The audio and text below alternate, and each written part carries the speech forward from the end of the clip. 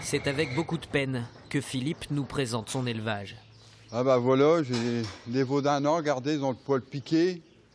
Ils sont même tristes, on va dire. Ils assimilent pas le manger que je leur donne. Autant dire qu'ils ne profitent pas, ils maigrissent plutôt qu'à grossir. Venez regarder une génisse pleine là. Regardez, on voit les côtes, elle est maigre comme tout. Depuis quelques années, l'éleveur s'enfonce dans les dettes. Ces vaches produisent moitié moins de lait qu'avant. Et ces derniers mois, les problèmes se multiplient. Et voilà, un petit veau qui est devenu aveugle il y a une dizaine de jours. Non, il n'est pas malade rien du tout, mais regardez ses yeux. J'ai perdu une vingtaine de veaux, j'ai perdu 3 vaches, j'ai 7 vaches qui ont avorté. On a fait des analyses sur les vaches avortées, on n'a rien trouvé. Et puis ça continue.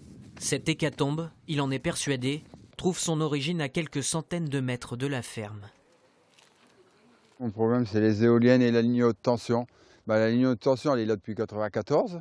Donc j'avais des soucis déjà avec la ligne. Mais là, ils ont remis en route les éoliennes au mois d'avril. Donc depuis ce temps-là, là c'est une catastrophe. Il n'y a même plus moyen de gérer le troupeau. Alors que j'y suis pour rien. Malheureusement.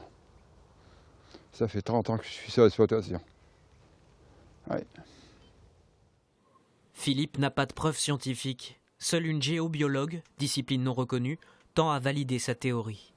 Avec certains appareils, j'ai pu vérifier qu'il y avait effectivement bien un champ électrique et un champ magnétique. J'ai détecté aussi une source souterraine qui va vers les éoliennes et vers le pylône électrique.